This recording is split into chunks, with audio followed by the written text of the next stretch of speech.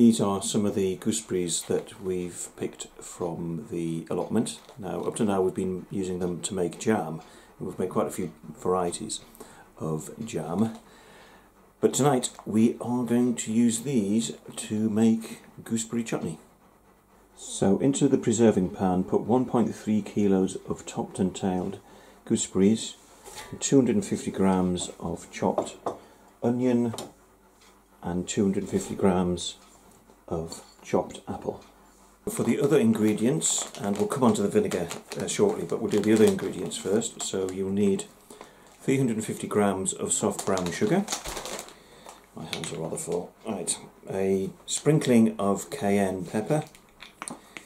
This is ground cinnamon, so 2 teaspoonfuls of ground cinnamon, a tablespoon of mustard seed, and that is a modestly small root of ginger, so peel it and grate it and then add them all into the preserving pan. So into the pan go the spices, and I'm going to add the sugar next. Now, I think a moment ago I said 350 grams of soft brown sugar.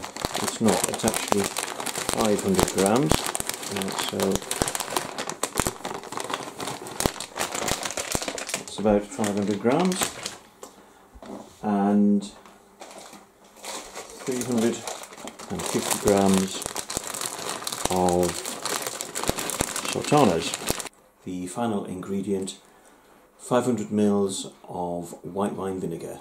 And then once all the white wine vinegar is in, apply heat. In fact, apply heat before it's all in, because this bottle is emptying rather slowly. Once it's bubbling away, give it a stir and then turn down the temperature. And what you're going to do is let it just simmer away for a couple of hours at least. And what you're looking to do is reduce it down to about half the volume it is now, and let it have a consistency a bit like a thick sauce.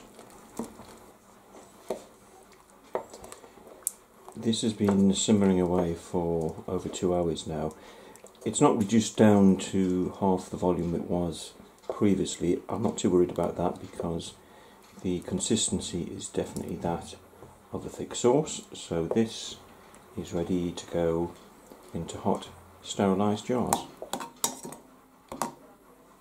So we have 8 jars made from that batch, plus a little dish of it. Now, this is got quite a tart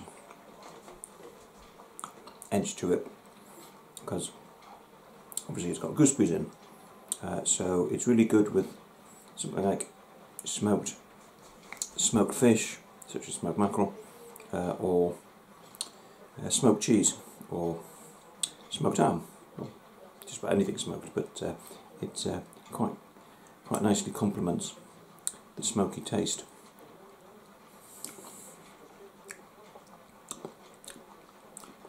Mm. Mm. Mm.